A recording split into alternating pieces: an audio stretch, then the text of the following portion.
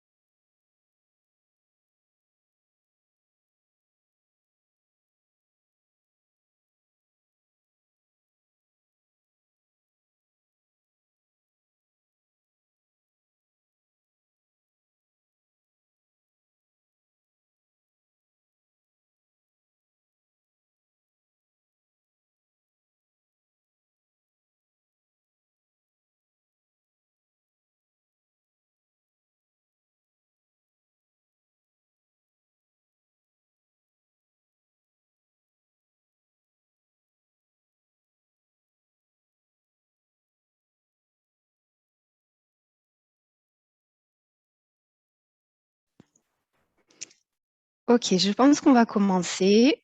Il nous manque un de nos intervenants, donc j'espère qu'il va arriver. Et sinon, on se débrouillera sans lui. Donc, bienvenue à toutes et à tous pour cette dernière session de la journée. J'espère qu'il vous reste encore un peu d'énergie pour finir en beauté. Mon nom est Sarah Castéran, je suis conseillère en plaidoyer et politique publique avec Mercy Corps, basée aux Pays-Bas, et je serai la modératrice pour cette session qui vise à comprendre comment nous pouvons redéfinir le succès pour les programmes de prévention de l'extrémisme violent au Sahel. Donc, avant qu'on commence, il y a quelques points logistiques à clarifier. Encore une fois, pour les gens qui viennent d'arriver, cette session sera bilingue français-anglais et nous avons des interprètes qui s'assurent que la session peut être suivie entièrement dans les deux langues. Donc, pour activer l'interprétation, il vous suffit en bas de votre fenêtre Zoom de cliquer sur un globe avec écrit interprétation et de choisir la langue de votre choix. Et n'hésitez pas à nous signaler dans le chat si vous rencontrez un problème avec ça. Ensuite, je veux juste rappeler à tout le monde que cette session est enregistrée et sera ensuite publiée sur le compte YouTube de la Knowledge Platform. Et enfin, je vous invite à poser vos questions tout au long de la session, soit en utilisant l'option de lever votre main sur Zoom pour qu'on vous donne l'occasion de poser votre question de vive voix pendant la discussion, soit en l'écrivant dans le chat. Et ça peut aussi être fait de manière anonyme en écrivant seulement au host ou facilitateur.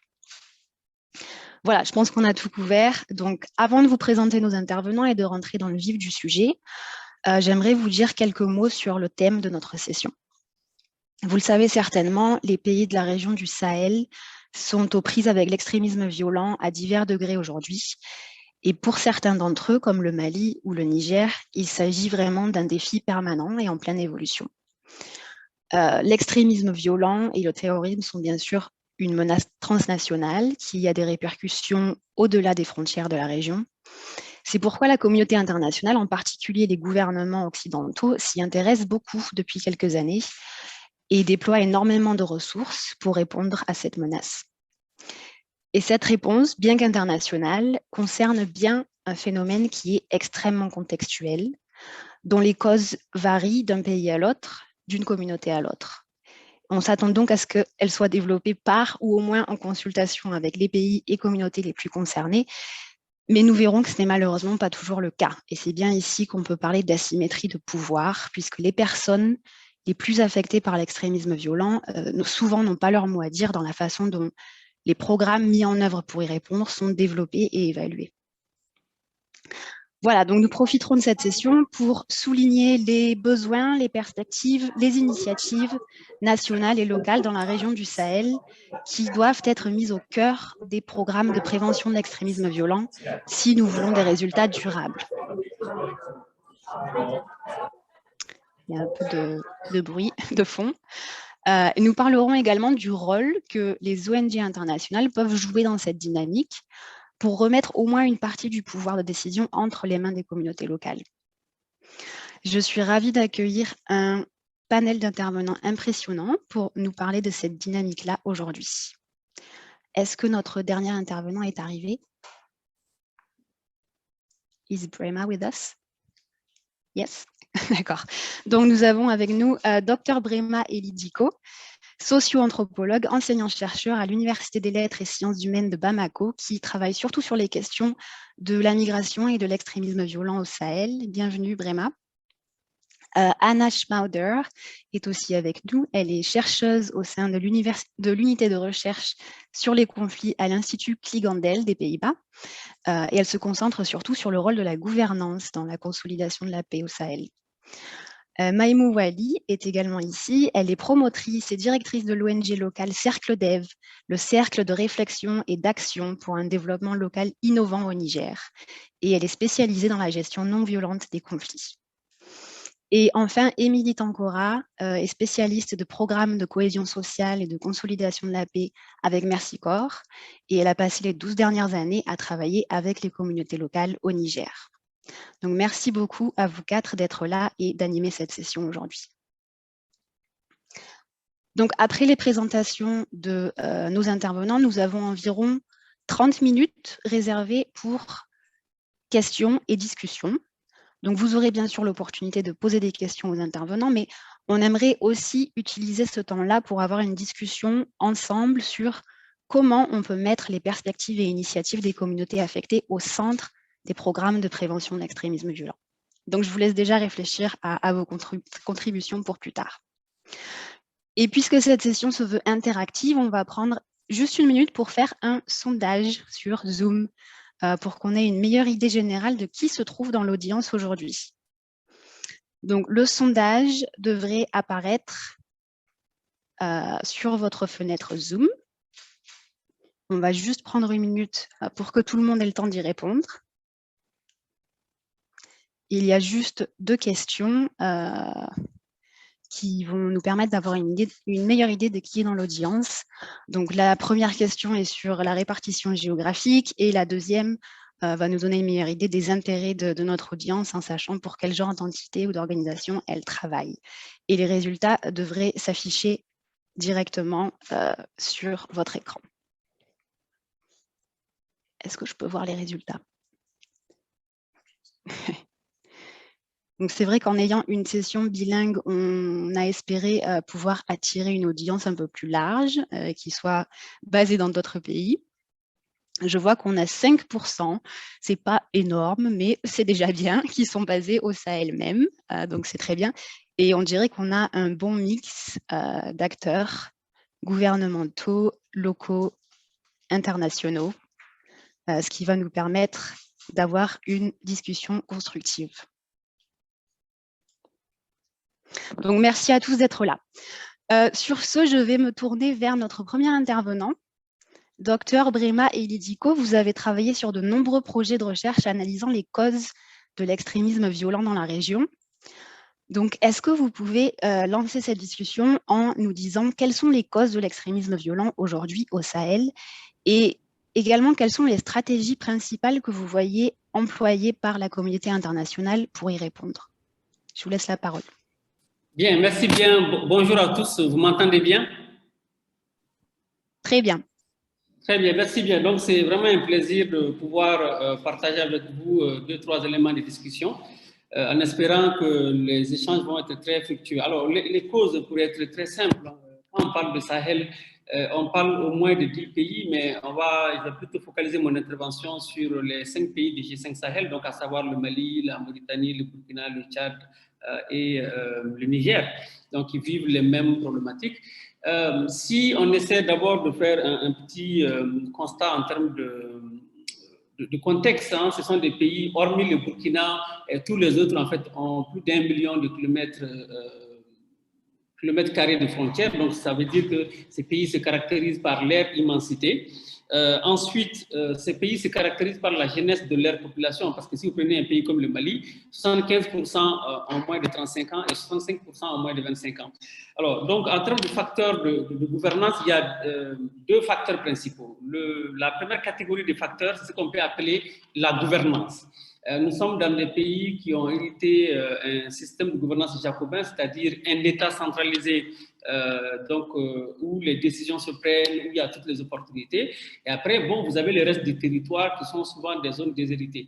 Donc, ce qui fait que finalement, en 60 années d'indépendance, aucun de ces pays finalement n'est parvenu à assurer l'accès aux services sociaux de base, santé, éducation, nourriture et justice. Et dans tous ces pays, un élément important, c'est la justice. La justice, en fait, est décriée. Elle est considérée comme étant une justice en fait à deux vitesses, une justice pour ceux qui ont les moyens, donc ceux qui ont les bras longs, ceux qui ont les réseaux, et puis bon, une justice pour les autres. Donc elle est très décriée. Donc l'école ne garantit pas la mobilité sociale, et dans tous ces pays, on trouve par exemple que le taux de chômage des jeunes est extrêmement important. Pour vous donner des ordres de grandeur, selon la Banque mondiale, au Mali, il y a plus de 200 000 jeunes qui arrivent chaque année sur le marché de l'emploi pour le cadre spécifique du Mali.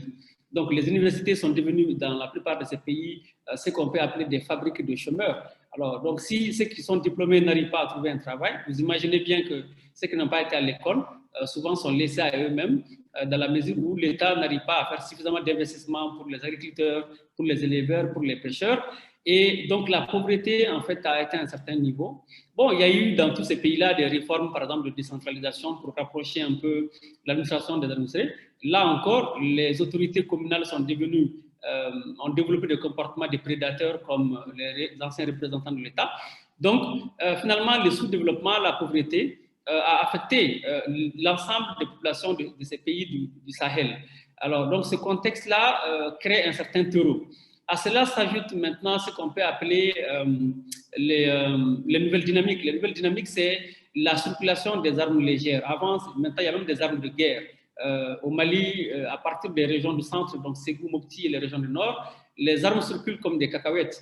Donc, toutes les communautés, en fait, achètent des armes, sans compter que, bon, il y a quand même un trafic illicite, à la fois du cannabis, du hashish, mais aussi de la cocaïne. Et vous vous rappelez qu'au Mali, l'apogée du trafic de cocaïne en fait, avait été atteint en 2009 avec l'arrivée de Air Cocaïne, donc qui avait déposé 10 tonnes de drogue au Mali et tout le reste. Et finalement, le fait qu'il y ait des zones déshéritées, qu'il y ait des jeunes qui sont en fait en chômage massif, que les États soient incapables de garantir un lendemain meilleur pour la population, que la justice elle-même, lorsqu'il y a des conflits, n'arrive pas en fait à rendre le droit comme cela en fait est espéré par les citoyens. Donc, ça augmente le niveau de frustration. Vous trouveriez donc des sédentaires qui sont frustrés parce qu'ils ont eu des rapports très conflictuels avec les représentants de l'État, donc qui se sont manifestés par des rapports de prédation, de raquettes. Et de l'autre côté, vous trouvez des communautés transhumantes, entre guillemets, qui aussi ont des problèmes à la fois avec les sédentaires, mais aussi avec les représentants de l'État. Et donc, tout cela crée finalement une somme de frustration. Et donc, si on doit résumer les causes, on dira finalement qu'il est vain de vouloir chercher une seule cause qui aurait conduit tel jeune ou telle personne en fait à adhérer au groupe extrémiste violent. C'est vrai que les raisons varient selon les zones, mais de façon générale, si on se base sur les enquêtes que nous avons menées avec d'autres structures au Mali et pour avoir lu d'autres travaux sur le contexte sahélien, on se rend compte que les facteurs économiques sont très importants, viennent en première position. Après, bon, on s'ajoute toutes les raisons liées à des besoins de mobilité sociale de telles catégories, telles que les Rimaïbé chez les Peuls. La question, par exemple, parce que les sociétés sont des sociétés très hiérarchisées où vous trouvez ce qu'on appelle les nobles qui occupent en fait l'échelle de la hiérarchie, et puis bon, donc les autres. Bon, après, il y a les facteurs religieux, mais c'est vraiment mineur parce que la plupart de ces personnes-là qui adhèrent à ces groupes ont une connaissance peut-être littérale du Coran, mais ne connaissent même pas les hadiths. Donc, si vous considérez la composition sociologique des groupes extrémistes et violents, au début, certes, pour le cas spécifique du Mali, on a vu les leaders étaient des Mauritaniens pour le Moudjawo. Bon, pour Akmi, les leaders étaient des Algériens. Et pour l'État islamique, c'était bon, les Sahraouis.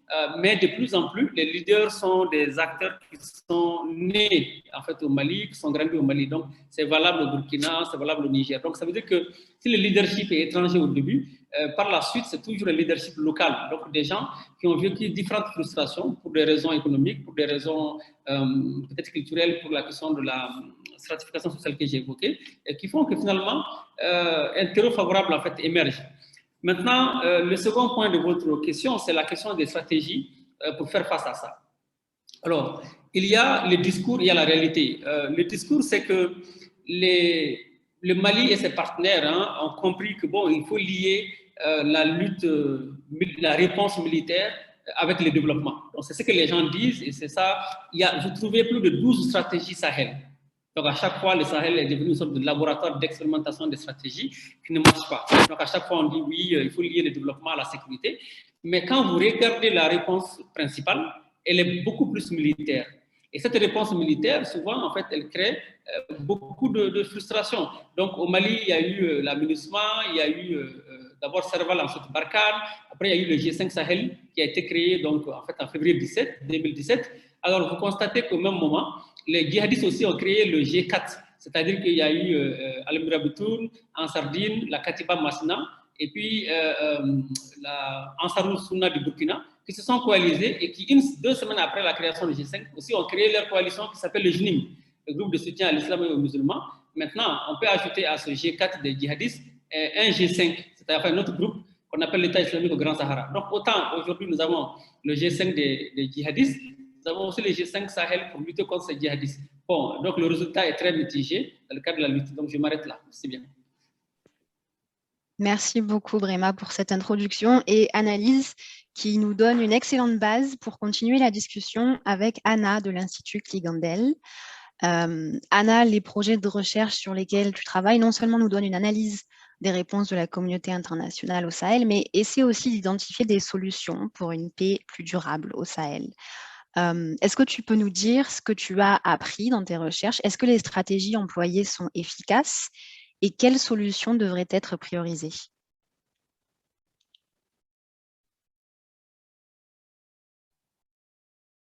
Yeah.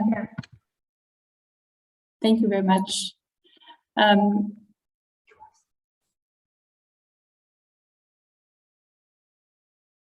You unfortunately have to answer this question if these strategies are effective and consistent with local needs really to the negative. As we've seen now in the previous part, there's a predominant approach that focuses on a securitized and a military approach. And of course, if we start with CVE, for example, the efforts to counter violent extremism in the Sahel have been, at least as described by French leaders, because Barkhane surely is the dominant approach right now in Mali and in the Sahel in general, as effective. But then if we see the result of that has mostly been the targeting of leaders of violent extremist organizations, in particular high ranks, leading figures of the Islamic State in the greater Sahel, ICS. The problem with that focus is, of course, that the elimination of leading figures is a strategy that violent extremist organizations have adapted to. If we look at the reality now after 8 years of counterterrorism, today we have a situation where the implementation and indirect governance is a reality across large parts of the Malian territory. So this is the case not only in central Malian regions of Mopti and Segul, it's also the case in the north and northeast, with the examples of Gao and Menica, not to speak of the far north, and also increasingly in the southern and western parts of the country. So for example, Kai region on the border to Mauritania and Senegal. And we see the same dynamics replicated also in Burkina Faso with a focus on the north and northeast. So this elimination of leadership, which has been the focus of counter-terror operations so far, is effective with a focus largely on ICS. But then if we look at the real result, that is the territorial control that we see, that has actually expanded much more over a large swath of the territory. So I would say we see a very limited effectiveness, and of course now also in view of Afghanistan, there are bigger questions now for the approach in the Sahel. To add a problematic point that has been very prominent, especially in 2020, is the increase in civilians that have been killed in the realm of counter-terror operations. So in 2020, Mali, more civilians were killed by the state security forces than by the different violent extremist organizations combined. I don't want to focus only on counter-terror missions, because we all know this is only one part of the response to violent extremism in the Sahel. There are, of course, also attempts that try to follow an integrated approach. And I would say in the Sahel and in Mali particular right now, those are in the center, with these DG, Politique de Sécurité, de Développement et Gouvernance. But also what we see here is that they exist mostly on paper in practice and not in practice, and are characterized by the same dilemmas. A securitization that is then not accompanied by focus on the governance dynamics that Prima just so rightly pointed out are actually the central point here. So what we then see is the deploying of state security defense forces, for example, of the Garde Nationale, of the Gendarmerie, to certain securitized zones, such as Ikona and Timissa in central Mali, but then they are not sufficiently accompanied by basic services. And in addition, the problem is also that if state actors are deployed, there's very little thinking behind what kind of state should actually be deployed. We see, and that's a reality for many inhabitants in Mali, but also in Burkina Faso, that state actors themselves are actually only attributed very limited trust and legitimacy, because they're too often perceived as abusive and distrustful. So if we come back to this question, to what extent do current initiatives align with local needs, we unfortunately have to say not very much. And that after 9 years now of an international approach in the Sahel, I would say the current approach, unfortunately, has largely failed to address the governance grievances at the heart, which would require to base interventions, as by Prima mentioned, more on the grievances and trying to address those. And as the example of counter-terror missions and the targeting of civilians indicates, the risk is really that the current approach actually increases those grievances rather than to counter them. I also want to focus maybe on a bit more positive points. So what strategies should be prioritized? I think there are two main points. First of all, I would say, and those will not be shocking news, but first and foremost, that any intervention should actually be advanced that is supported by national governments themselves. So we have seen, of course, a big focus also on, for example, institutional reform to address some of the governance grievances.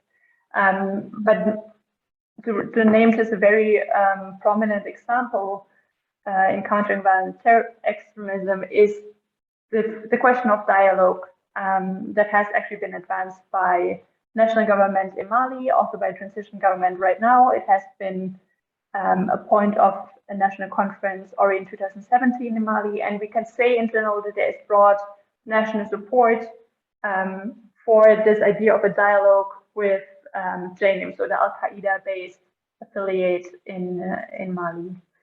The problem is, of course, that this path has so far been constrained officially because it is blocked by international partners, in the case of Mali, particularly by France. And what this means then in practice is that we have national efforts or dialogue which have to take place informally in a secret, and we know they have been taking place for many years, or they remain focused on very micro-level approaches. So micro-level approaches that we have to say in many instances are actually welcomed by residents in central Mali, in Mopti, for example, because they actually provide a sense of stability. So the example of Nyonyo has been working for a few months, but as that example also illustrates, all these local level approaches are bound to fail because they lack a broader national framework. So I think if we ask ourselves, what are the options that have been tried, we can see they fail mostly. What has not been tried is clearly, in the case of Mali, the question of dialogue. And that is not to say that dialogue with VEOs will be the solution to everything, but it's one path that has just not yet been focused and we see also in neighboring countries, as in Burkina Faso, that this will be an issue and a broader question that international partners of Sahelian countries have to ask themselves. And then just briefly, a second point that I think is also much needed and is currently not yet the case. It's just the fact, how can intervening external actors actually base the actions also on the lived experience of residents of the Sahel. So if you will, any efforts of stabilization, whether national or international, are in a kind of competition with the micro-level approach that actors like the Islamic State in the Greater Sahel or Jainim, the Al-Qaeda affiliate, have applied now over many years, which has also made them so successful, if you will, in applying their mode of governance, which is indirect governance, because they have this detailed understanding of social stratifications, which they can then instrumentalize for their own purpose. And so any intervening organization, if it is national, if it's an international organization, will therefore have to base their own programming interventions on these micro-level approaches.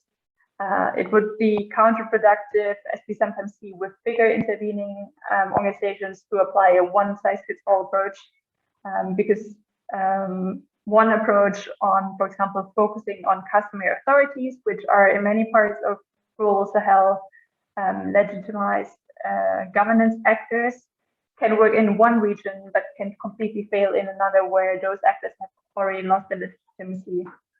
I can maybe speak later a bit more on lessons learned, because at Klingela we have also focused for the past 14 months on a bigger project trying to dissect the main lessons on working with these non-state customary actors in PDE.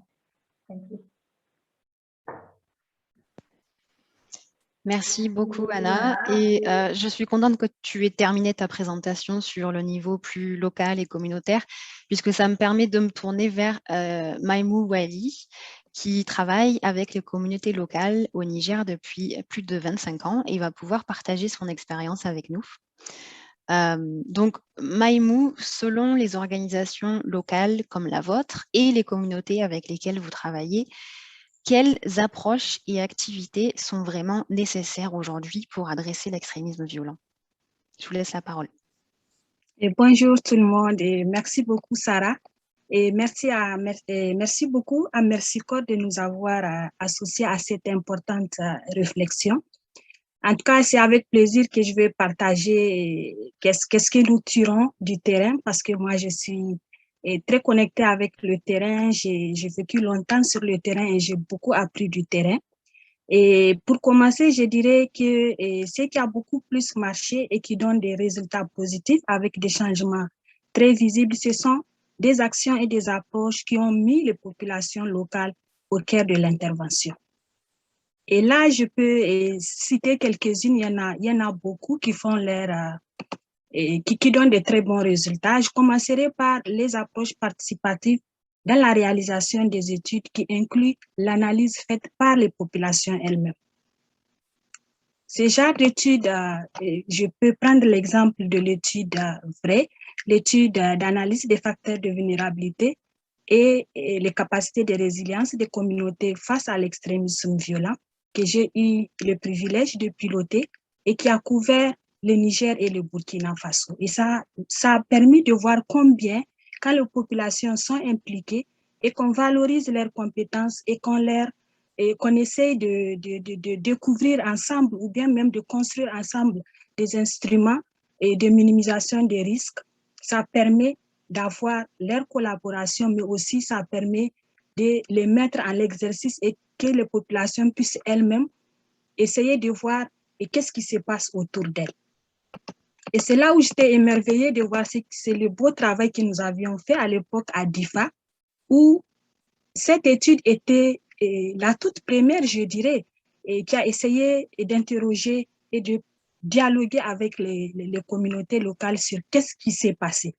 Et ça a permis aux communautés, avec des outils très simples, ça leur a permis de faire leur profil historique, de voir qu'est-ce qui s'est passé, quelle est l'histoire, comment est-ce que la situation est devenue telle qu'elle est, de se poser un certain nombre de questions et de pouvoir les répondre elles-mêmes.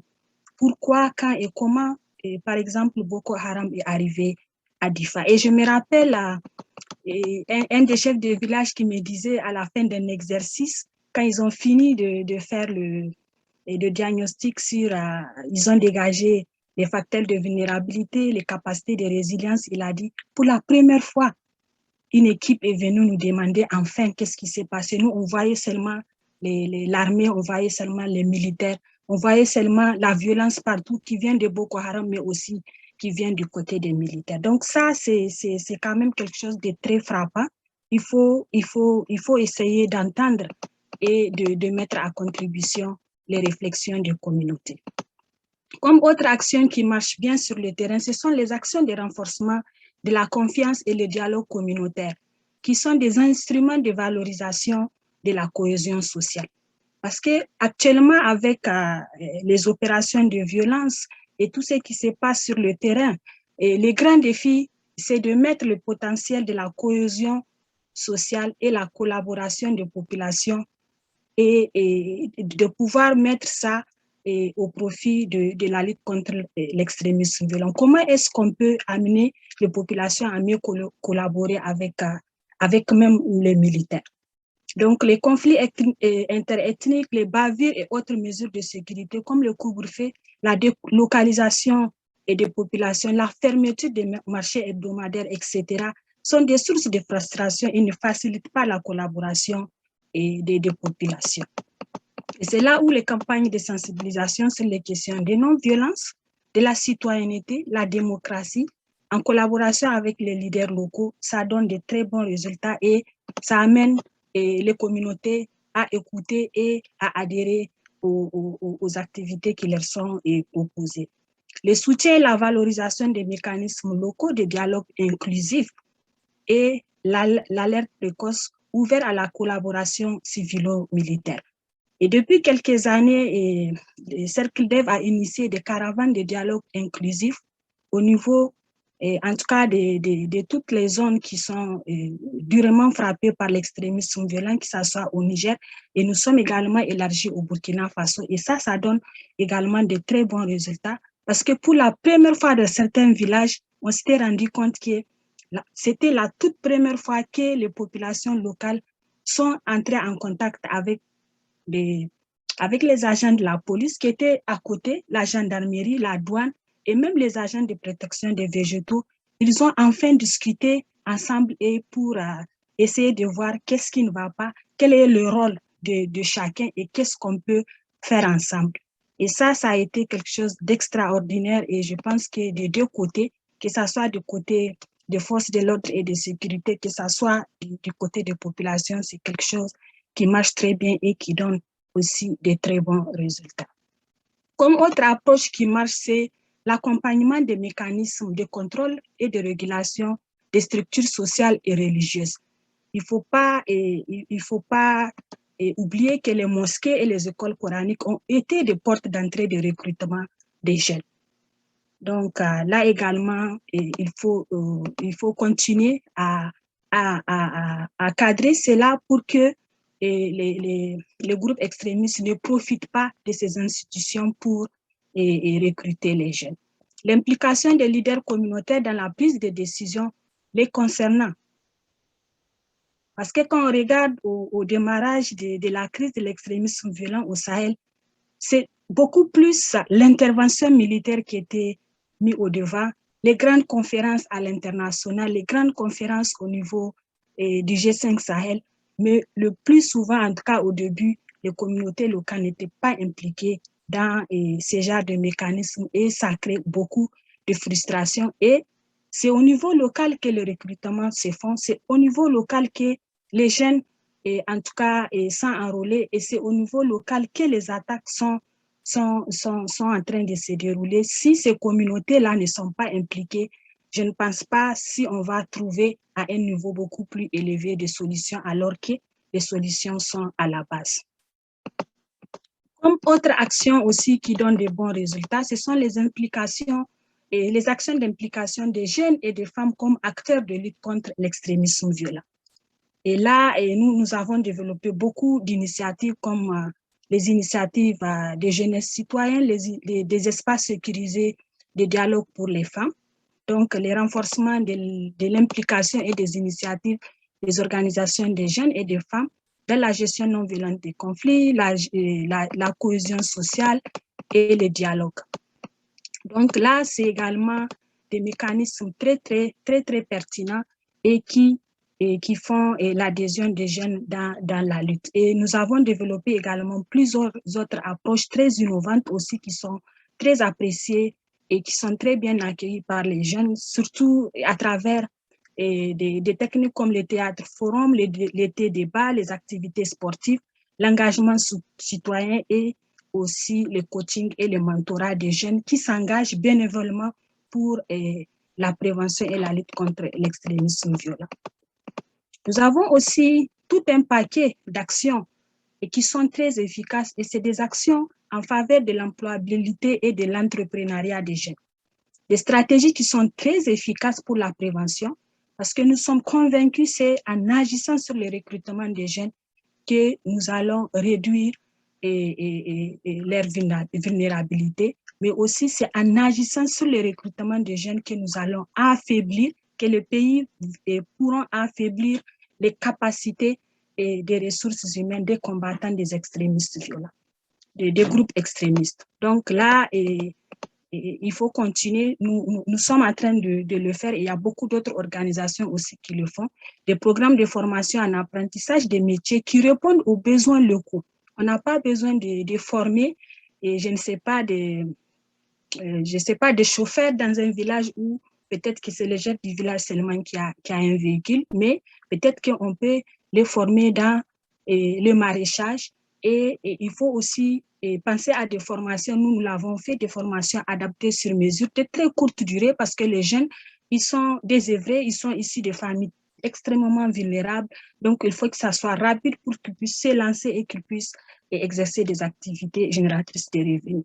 Les programmes d'accompagnement des micro-entreprises des jeunes avec des outils très simples. On n'a pas besoin de grands plans et plans d'affaires, mais on a besoin peut-être des petits outils pour montrer, initier un jeune sur comment est-ce qu'il va gérer son atelier, sa micro-entreprise, des micro-crédits aussi. Il faut un peu renforcer les capacités des jeunes pour qu'ils puissent développer leur entreprise et des compétences de gestion. Les actions de lutte contre la stigmatisation, ça c'est un volet parfois qu'on oublie, mais qui existe et qui n'est pas aussi à négliger. C'est ces questions de stigmatisation de certaines communautés nomades perçues comme potentiels combattants de groupes extrémistes. Donc, ce sont généralement les populations nomades qui sont à cheval entre les trois frontières, quand je prends le cas du Niger, du Mali et du Burkina Faso, qui sont dans leur transhumance et qui sont perdus et ne se retrouvent pas quant à leur attachement administratif. Ils sont perçus comme des potentiels combattants ou alliés qui donnent des informations et facilitent le ravitaillement des groupes extrémistes, alors que c'est des populations parfois qui ignorent ce qui se passe autour d'elles, qui ne sont même pas au parfum des informations. Donc, les campagnes de sensibilisation sur l'inclusion et le bon vivre ensemble, ça fait de très bons résultats. La révalorisation des relations interethniques avec les activités culturelles, on a essayé et ça a donné de très bons résultats. Mais aussi, il faut subventionner l'établissement des pièces d'état civil aux jeunes pour que ça facilite leur mobilité et ça facilite également à la police son rôle au moment du contrôle des personnes qui traversent entre les frontières. Donc voilà en gros ce que j'ai prévu de partager avec vous aujourd'hui en disant, en tout cas, les actions qui donnent les bons résultats sont des actions qui sont réfléchies, qui sont mises en œuvre en collaboration avec les communautés. Je vous remercie. Merci énormément, Maïmou, pour ce nombre impressionnant d'initiatives et je pense que votre présentation résonne pour beaucoup d'entre nous et j'espère qu'on pourra continuer à discuter de ces initiatives locales plus longuement pendant la discussion. On a parlé de la perspective politique et internationale, maintenant de la perspective locale et communautaire. Il ne nous manque plus que la perspective de l'ONG internationale qui se trouve un peu entre les deux finalement. Je me tourne donc vers toi, Émilie, puisque tu travailles avec Mercy Corps au Niger. Émilie, est-ce que tu pourrais nous dire comment les ONG internationales, d'après toi, peuvent naviguer entre les approches des bailleurs internationaux pas toujours adaptés et leur objectif de remettre un certain pouvoir entre les mains des communautés locales? Et quelle est l'approche que Mercy Corps a employée au Niger? Oui, merci beaucoup. Bonjour à tous. Merci pour ta question, Sarah. Effectivement, on est dans un rôle en tant qu'ONG internationale, un petit peu de pont, où on fait le levier aussi on est entre les communautés locales, les OSC locales et aussi les bailleurs internationaux. Les approches des bailleurs internationaux ne sont pas toujours adaptées. Effectivement, leurs canevas sont très stricts. Les thématiques sur lesquelles ils souhaitent qu'on intervienne sont très spécifiques et déjà définies dans les canevas. La technicité demandée pour répondre à leurs appels est importante, ne permettant pas souvent aux organisations locales de postuler de façon directe. Du moins, elles n'ont pas les structures de soutien nécessaires leur permettant de postuler de façon directe. Et puis souvent, ces thématiques très strictes ne permettent pas d'anticiper certaines questions de conflit. La prévention et la lutte contre l'extrémisme violent, c'est une dynamique qui change énormément. Donc, on a besoin aussi d'avoir des approches plus souples qui permettent parfois de répondre à des situations d'urgence. Alors, comment nous, on navigue entre tout ça? Donc, en tant qu'ONG internationale, bien sûr, notre objectif, c'est un objectif de retrait à un moment donné. On est là sur un temps donné pour permettre de renforcer la communauté locale qui doit reprendre le pouvoir et régler elle-même ses solutions. Donc, dans ce sens-là, on doit mettre les organisations locales au devant. Donc, on travaille effectivement avec des OSC locales, comme l'OSC Cercle Dev, où on a travaillé sur le programme PIST, que je vais vous prendre comme exemple dans quelques minutes, mais aussi même carrément au niveau communautaire, en plus des OSC locales et du renforcement de capacité qu'il faut faire au niveau des capacités de gestion, mais aussi des capacités techniques sur la gestion des conflits, les processus de médiation, la communication non violente et autres. En plus de ça, effectivement, on veut aller plus loin et aller directement aux communautés locales. On a donc un rôle de mentor et d'accompagnateur, et comme je disais, de pont et de levier. Je vais vous prendre un programme qu'on a mis en œuvre au Niger avec Cercle Dev comme exemple, qui est le programme PIS, qui est financé par l'USAID. Ce programme est intéressant parce que c'est un programme qu'on a complètement défini avec la communauté. Donc, on a eu la chance de pouvoir le faire. Pourquoi? Parce que c'est un programme de recherche-action, donc ça laisse quand même un champ plus large. C'est un programme dans lequel on n'a pas directement défini les activités, mais ce sont les activités qui sont définies au fur et à mesure de la mise en œuvre du programme en fonction du besoin. C'est l'avantage d'un programme de recherche. Le programme visait à répondre à l'hypothèse suivante: comment le fait de renforcer la cohésion sociale réduit l'adhésion à l'extrémisme violent. Donc, on a évalué, on a défini différentes composantes de la cohésion sociale et on a évalué l'impact des programmes qui étaient développés et co-construits par la communauté sur la cohésion sociale. Et on a regardé quels aspects étaient les plus importants en termes de prévention et lutte contre l'extrémisme violent, quelles activités réduisent la propension à la violence et par conséquent l'adhésion à l'extrémisme violent. Alors, la co-construction avec la communauté, comment on l'a faite?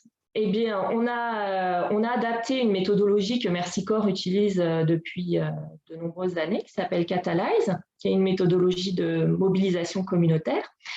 Et on a développé un guide avec le programme PEACE sur la construction de la cohésion sociale. Ce guide vise à répondre à 2 niveaux. D'abord, la méthodologie. Quelle méthodologie on va utiliser pour pouvoir travailler sur les programmes de cohésion sociale? Et deuxième aspect, sur quelle thématique on va travailler. Donc, la méthodologie, parce que en fait, le processus dans les programmes qui visent à renforcer la cohésion sociale ou à prévenir et lutter contre l'extrémisme violent est tout aussi important, voire même, je dirais, plus important que les thématiques sur lesquelles on va travailler. Donc, la deuxième partie aborde les thématiques. On connaît quels sont les facteurs clés de conflit au Sahel. On sait effectivement sur quelles thématiques il nous faut travailler et quels changements ça peut apporter. Mais la méthodologie reste absolument fondamentale. Comme l'ont soulevé les intervenants précédents, effectivement, le dialogue est une dimension transversale. Donc, ça va dans ce sens-là. Pour pouvoir construire la cohésion sociale, il faut inclure l'ensemble de la communauté et il faut permettre à l'ensemble de la communauté de travailler ensemble et de participer à tous les niveaux, c'est-à-dire les jeunes, les femmes, tous les groupes ethniques, etc. Donc, pour ça, effectivement, la dimension dialogue est absolument transversale. Donc, comment on fait? Eh bien, d'abord, on travaille sur une évaluation participative. Il faut que la communauté évalue elle-même les facteurs de résilience et les facteurs de vulnérabilité. Quels sont les connecteurs et les diviseurs au sein de la communauté qui permettent de prévenir et lutter contre la violence? Une fois qu'on a identifié ces facteurs, et j'insiste encore une fois de manière absolument inclusive et participative, parce que si on exclut un petit groupe ethnique, même minoritaire au sein de la communauté, l'analyse sera forcément biaisée.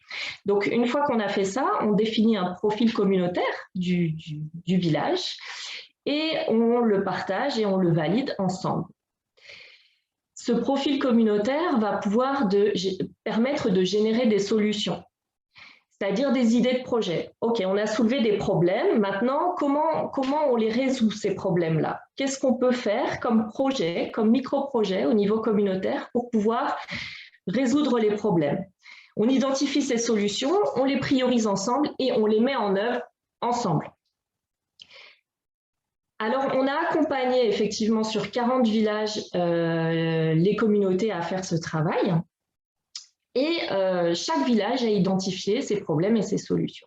On est arrivé à des choses hyper localisées, c'est-à-dire que, alors souvent, on a des projets qui sont imbriqués les uns dans les autres. On a vu dans les interventions précédentes que les facteurs de conflit sont multiples et variés.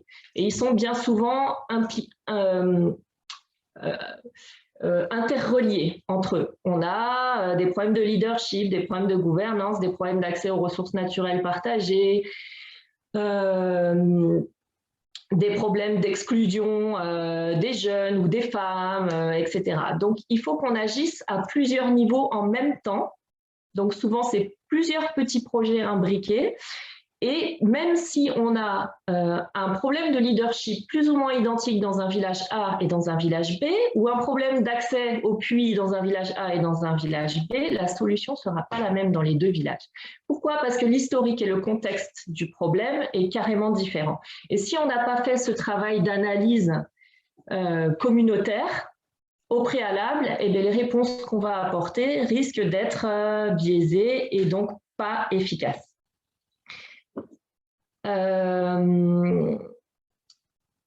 Les solutions aussi qu'on va apporter, comme on a vu, les problèmes sont complexes, donc les solutions sont complexes, elles doivent aussi, elles prennent aussi du temps. Non seulement elles doivent impliquer l'ensemble de la communauté, mais elles prennent aussi du temps, parce que générer des solutions, c'est co-construire la confiance. Finalement, c'est, comme on l'a vu, le dialogue est transversal, c'est une phase de dialogue qui prend du temps, et pendant laquelle on apprend à avoir confiance dans l'autre communauté. Donc souvent, c'est vrai que les projets des bailleurs internationaux sont sur un temps assez court, surtout sur cette thématique, disons maximum 24 mois, alors que reconstruire la cohésion sociale ou la confiance, ce sont des processus qui prennent du temps. Donc, on est arrivé à des résultats au niveau de PIS. Ce programme prend fin actuellement, on est sur les analyses finales. Et alors, on s'est aperçu dans les analyses finales que l'approche a très, très bien fonctionné, puisque la cohésion sociale, on a mesuré 6 composantes de la cohésion sociale, toutes les composantes ont augmenté à la fin du projet. On arrive à 99% des participants qui sont satisfaits de l'approche. Comme l'a soulevé Meimou, c'est rare qu'on vienne demander aux participants de quoi ils ont besoin, et ça, c'est quelque chose qui a été extrêmement apprécié et qui est absolument, à mon avis, fondamental sur l'ensemble des projets, mais d'autant plus sur cette thématique. On a vu que les interactions positives entre les différents groupes communautaires ont permis d'augmenter la confiance et que l'augmentation du niveau de confiance est corrélée avec la baisse du recours à la violence. On a observé aussi qu'on a eu des meilleurs résultats avec toutes les activités génératrices de revenus ou les activités de soutien au niveau agriculture-élevage. Et ça, c'est vraiment, à mon avis, une spécificité de la zone Sahel, puisque effectivement, quasiment l'ensemble de l'activité économique est rurale, et qu'on a effectivement une société très désœuvrée, surtout au niveau des jeunes. Je pense Brema et Meimou l'ont bien soulevé aussi, qui est le premier facteur d'intégration dans les groupes armés. Donc, travailler effectivement sur les activités génératrices de revenus et le soutien aux activités agricoles et d'élevage a été extrêmement important et a favorisé de meilleurs résultats. La perception de l'amélioration des processus de gestion de conflits aussi, puisque toutes les communautés ont été renforcées aussi sur cet aspect, et ça, je pense que c'est un aspect important à travailler aussi de manière transversale. Et puis, l'amélioration de l'engagement civique, le sentiment d'appartenance à la communauté, l'amélioration de la perception des services, de l'amélioration des services, donc de la gouvernance, et aussi de la consultation locale. La perception de l'amélioration de la participation active des jeunes, des femmes. Et on a remarqué aussi que plus il y avait d'activités soutenues, comme je vous disais, c'est important de faire des projets imbriqués, une approche holistique en fait, qui va intervenir sur plusieurs dynamiques en même temps. Plus on a eu de petits projets soutenus de manière concomitante, plus les effets ont été importants. Alors, je voulais dire aussi, peut-être avant de conclure, qu'on a eu, pour illustrer ces problèmes de lien entre les bailleurs internationaux et les communautés locales, on a eu un souci sur ce contrat avec le bailleur, puisque les activités d'infrastructure d'eau n'ont pas été permises dans le cadre du contrat, donc on n'a pas pu travailler sur les infrastructures d'eau, alors qu'on sait que les infrastructures d'eau au Sahel sont un facteur clé de conflit. Et ça nous a posé énormément de problèmes de faire comprendre ça aux communautés locales et de discuter avec les communautés locales pour trouver des solutions alternatives. Donc même nous, en tant qu'ONG internationale, parfois, on passe beaucoup plus d'énergie à discuter avec le bailleur pour trouver des solutions en fait, qui vont permettre de répondre aux réalités locales. Et ça, c'est quelque chose vraiment sur lequel on fait beaucoup de plaidoyer avec nos bailleurs afin d'obtenir plus de flexibilité, plus d'adaptation, moins de contraintes au niveau du temps. Et tout ça pour permettre effectivement demain aux organisations locales de pouvoir postuler directement au projet. Voilà, je vais m'arrêter là parce que je pense que j'ai déjà un petit peu dépassé le temps. Merci beaucoup, Émilie. Merci beaucoup pour ces leçons apprises et recommandations, et peut-être qu'on y reviendra pendant la discussion. Donc, j'aimerais maintenant donner la parole à notre audience. Il nous reste un peu plus de 20 minutes pour terminer la session. Donc, s'il y a des questions, n'hésitez pas à lever vos mains ou à écrire vos questions dans le chat. Et il me semble qu'on avait déjà 2 questions de Maëlle Salzinger. Donc Maëlle qui posait des questions sur le rôle des organisations régionales comme le G5 Sahel ou ECOWAS, la CEDEAO. Donc, quel est le rôle de ces organisations pour commencer un dialogue avec les groupes djihadistes? Et aussi, est-ce que les impacts des actions prises par ces organisations régionales pour combattre l'extrémisme violent sont ressentis au niveau local, ou est-ce qu'elles sont perçues comme des organisations plutôt distantes et peu actives? Donc peut-être qu'on peut demander à Brema d'offrir une première réponse là-dessus.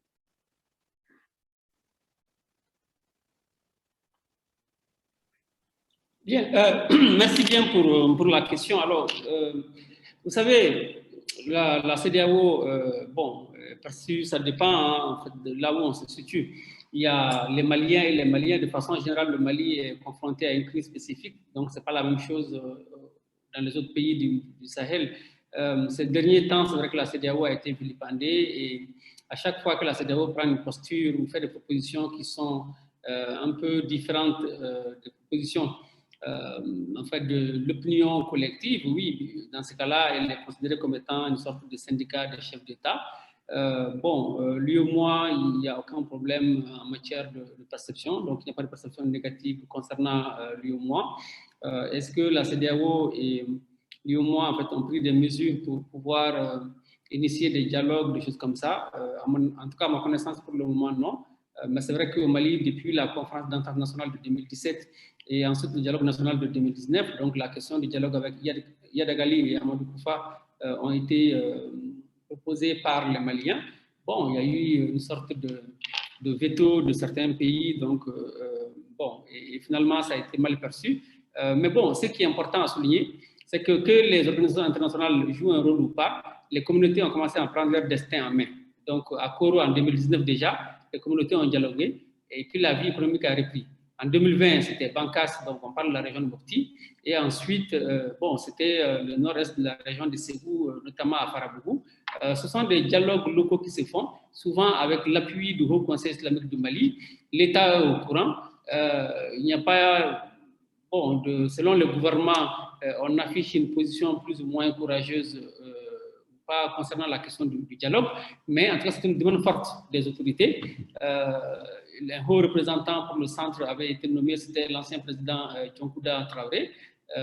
Mais bon, pour le moment, l'État n'a pas initié, en tout cas, ne va pas nommer d'émissaires qui doivent s'occuper de ces questions. Au niveau de la CEDEAO non plus, il n'y a pas eu d'action, en tout cas, vigoureuse à ma connaissance.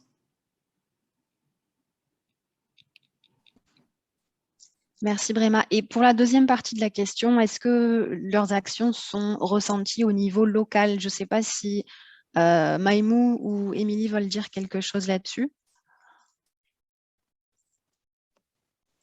Alors, moi, je vais essayer de dire un peu ce que je perçois sur le terrain par rapport à comment est-ce que les populations locales, c'est que sur les populations locales, les perçoivent comme des...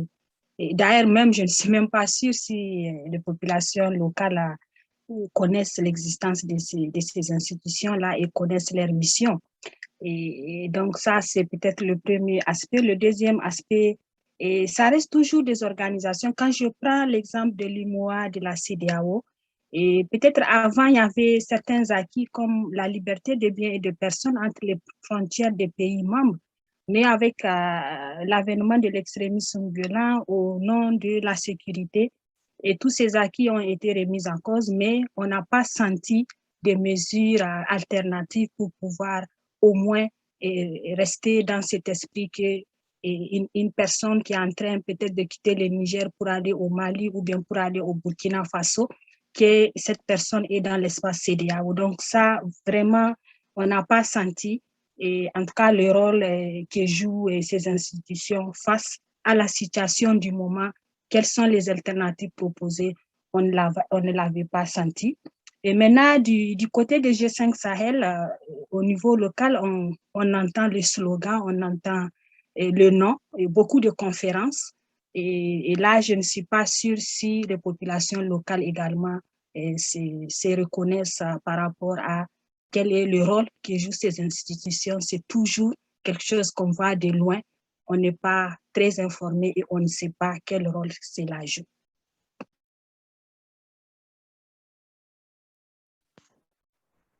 Merci Maïmou. On dirait qu'il n'y a pas d'autres questions, donc on aimerait finir cette session en posant une question à l'audience. J'espère qu'on aura des contributions des participants.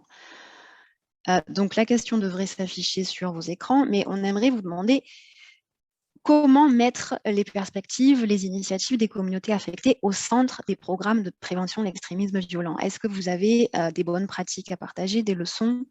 Quelles sont les barrières et les solutions d'après vous? Donc, j'aimerais ouvrir à l'audience. Si il n'y a pas d'intervention directement, peut-être qu'un de nos... Pardon? Il y a une question de Ahmadou sur le chat. Ah, très bien. Donc, Ahmadou, alors, une question pour Diko. Je voudrais savoir si la CEDEAO a une position sur le dialogue avec les groupes extrémistes violents. Pour le moment, officiellement, non. Il n'y a pas eu, en tout cas, un communiqué de la CEDEAO pour discuter, enfin, un communiqué de la CEDEAO pour dire non au dialogue avec les groupes extrémistes violents ou bien oui au dialogue. Mais bon, mais c'est vrai que depuis que le Mali, suite à la conférence internationale de 2017, avait évoqué la question, et ensuite, suite au dialogue national inclusif, les Maliens s'étaient mis d'accord qu'il fallait discuter avec Yaragali et Koufa. Bon, de façon générale, hein, ce qu'on entendait, c'est que non, on ne peut pas discuter avec les groupes djihadistes, bon, que ce soit la France, les États-Unis ou d'autres pays, et les communautés officielles. Mais bon, il faut simplement se dire que la CEDEAO, souvent, sa position est calquée sur la position de ce qu'on peut appeler la communauté internationale, quoi.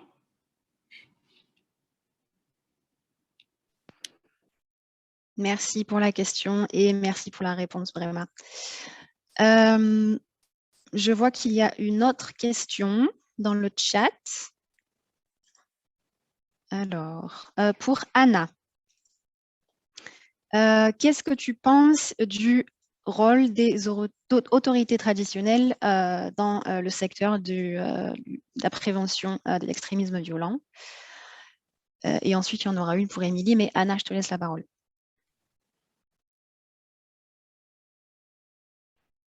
Thank you very much, Laura, for the question. Yeah, I'm very glad about it because we, as I mentioned, have just finalized research that is funded by USAID exactly on this position, with a particular focus on 6 border regions in the Sahel, where we look into this role of traditional chiefs. And we often talk about this border area in the Sahel and Sahel overall as if it's like one general dynamic that we see everywhere, but the reality is, of course, that this is highly localized dynamics. So in some regions, for example, in the Centre Nord of Burkina Faso, we see that traditional chiefs have a much bigger role to play and are perceived as much more legitimate than in the neighboring regions, such as the eastern region of Burkina Faso, for example. Then if we look in Mali, there are also major regional differences in Menaka and Gao, so in the northeastern part.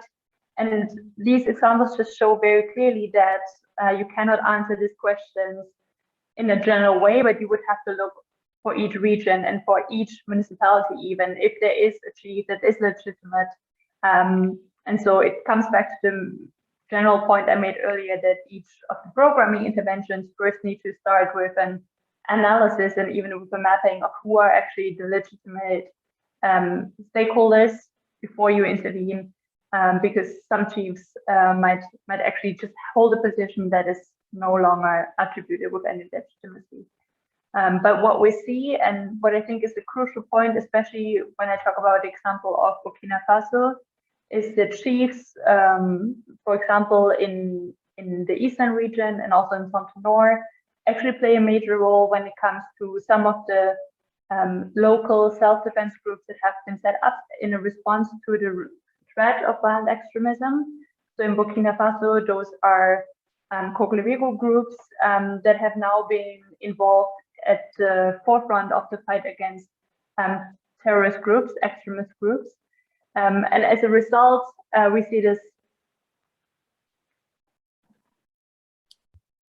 And as a result, we see this spiral of inter-community violence and inter-ethnic violence that then reinforces also the recourse that people seek towards violent extremist actors. To give it very specific examples, we see the level of recruitment that takes place for these self-defense groups in response to violent extremist actors is heavily ethnic-based, and one ethnicity has been included nearly entirely, which are the Fulani. Chiefs are often actually at the forefront of this recruitment process because this is highly localized. So then if you want to prevent this kind of spiral of inter-ethnic conflict that just reinforces support for violent extremist groups by those communities that are excluded, you would actually have to address the role of chiefs in it. So that's just as one very specific example, and I hope we can publish our work soon and continue in this discussion. Thank you. Merci Anna. Et une autre question de Laura pour Émilie. Émilie, comment est-ce que vous vous assurez que vos projets ont des résultats durables et sur le long terme? Alors oui, c'est... Oh, vous m'entendez là? Ouais. Oui, c'est effectivement une très bonne question. Alors, comme je l'ai évoqué, il y a tous les aspects de formation et de renforcement des capacités, que ce soit des organisations locales avec lesquelles on travaille, mais aussi des communautés directement, des membres de la communauté avec lesquels on travaille. Donc, ce qu'on avait mis en place sur PIS, par exemple, comme il n'y avait pas d'organisation locale en place, on était sur des très petits villages et dans des zones rouges où il y a peu d'organisations locales structurées. On avait mis en place un comité local au niveau du village qui était chargé de suivre le déroulement de l'ensemble des projets. Et en fait, ce comité, on a dû renforcer leur capacité de gestion dans tout ce qui est vie associative, inclusion, gouvernance, etc. Et aussi les capacités techniques. Et là, on est allé au-delà du comité sur tout ce qui est l'analyse et la gestion de conflits, la médiation et la négociation basée sur les intérêts, tout ce qui est aussi capacité de communication et de dialogue, notamment la communication non violente. Donc ça, c'est effectivement un package, je dirais, transversal de formation qui est très, très important parce que c'est des choses qui restent au-delà du projet. Une fois que les personnes ont bénéficié de ces aspects-là, ils les ont intégrés pour eux et pour les expériences futures. Donc ça, c'est vraiment hyper important. Il y a aussi, à travers la méthode, le guide dont je vous parlais, qu'on a élaboré, PIS, qui s'inspire de la méthode Catalyse, c'est toute la partie méthodologique, c'est une modélisation des systèmes de gouvernance en fait. Donc, l'idée, c'est de montrer l'exemple et de montrer comment ça fonctionne pour que ça fonctionne de manière efficace et de manière inclusive avec l'ensemble de la communauté. Donc, en modélisant ces systèmes de gouvernance, il y a des habitudes qui se prennent en fait. Le comité d'action communautaire mis en place, petit à petit, il prend des habitudes d'inclusion et participation, restitution, etc., qui sont des habitudes qui vont rester après la durée du projet et qui favorisent à renforcer la cohésion sociale. Et puis, les effets qu'on a sur la confiance ou sur la réduction de la violence, en principe, c'est des choses qui restent. C'est des choses qui ne vont pas disparaître comme ça, sauf si on a des gros événements de violence qui surgissent sur le village et qui viennent effectivement saboter le travail. Ça aussi, ça peut arriver. Mais a priori, c'est des acquis, disons, pour les personnes avec lesquelles on travaille au niveau individuel. Alors, il est important, par contre, aussi, on l'a vu, d'associer des activités économiques. Parce que, effectivement, c'est peut-être le facteur le plus important d'incitation à rejoindre les groupes armés au Sahel. Et on a remarqué qu'effectivement, les résultats les effets étaient plus importants sur les activités de soutien économique. Donc ça, c'est quelque chose qu'il faut toujours inclure, à mon avis, si on veut s'inscrire dans la durabilité. Mais effectivement, c'est très court. Là, c'était un programme de 24 mois sur lequel on a eu une extension de 6 mois. C'est des programmes qu'il faudrait faire sur au minimum 5 ans, si on voulait stabiliser des résultats de manière plus durable. Merci, Émilie. Malheureusement, on arrive à la fin. Il nous reste 6 minutes. Donc, si je ne vois pas de main levée, donc j'aimerais me retourner vers nos intervenants pour leur demander à tous les 4 de terminer la session. Est-ce que vous pouvez nous dire en moins d'1 minute ce que vous voudriez que la communauté internationale retienne de cette discussion aujourd'hui et retienne comme recommandation pour remettre les besoins des communautés locales au cœur des programmes de prévention de l'extrémisme violent. On peut peut-être commencer par vous, Maïmou.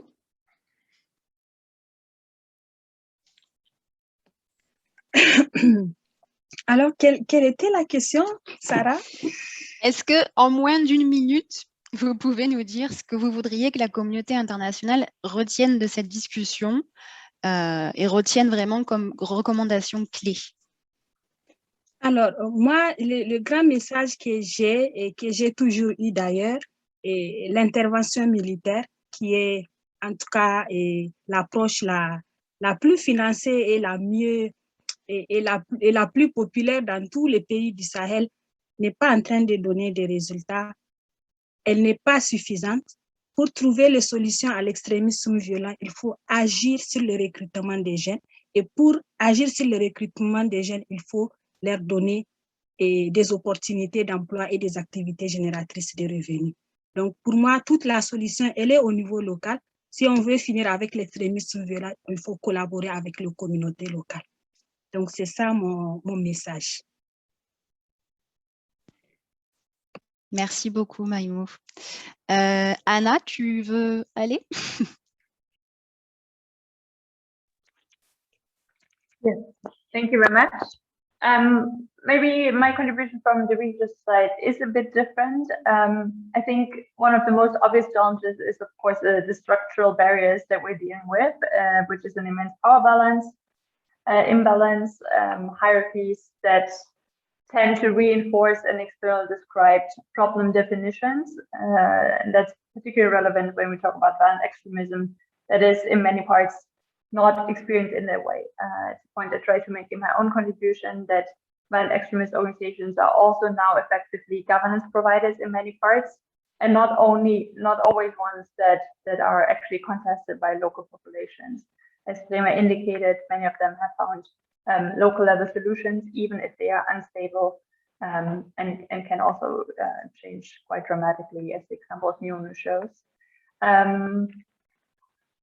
I think on the solution side, it gets a bit trickier, and that relates back to the fact that we are all, if it's NGOs, if it's other programming partners, if it's researchers, we are part of the same dynamics where funding is done largely through EU, US-based organizations. So naturally, the barriers to national priorities, need of civil society, of Sahelians is already given.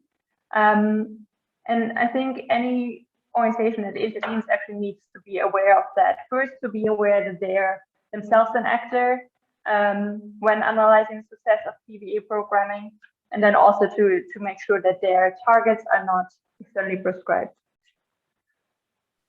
Merci beaucoup, Anna. J'ai l'impression qu'on a perdu Brema, malheureusement, donc je vais aller sur Émilie pour finir.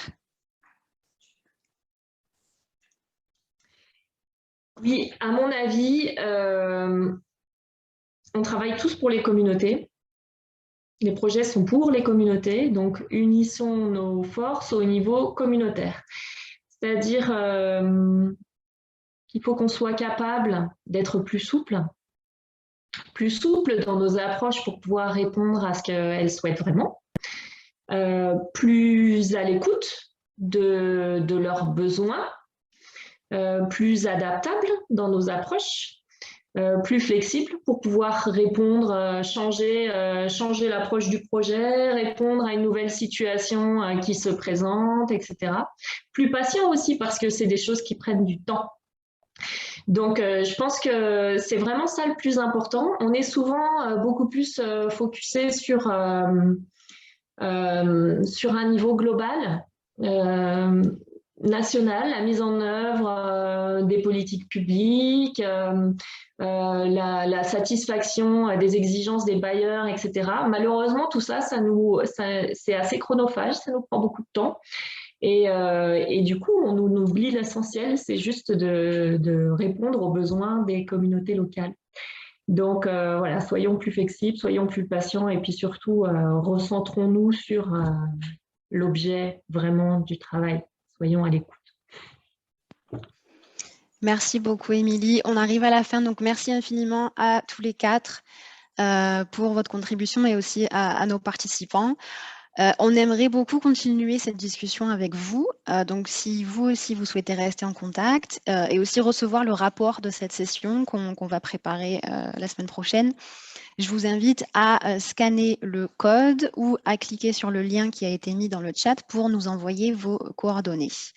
On espère vraiment que cette session n'est que le début d'une discussion plus longue sur comment nous pouvons nous assurer que les communautés affectées reviennent vraiment au centre des préventions d'extrémisme, des programmes de prévention de l'extrémisme violent. Donc voilà, on espère pouvoir vous contacter dans le futur pour continuer à discuter. Merci encore à tous et bonne fin de journée.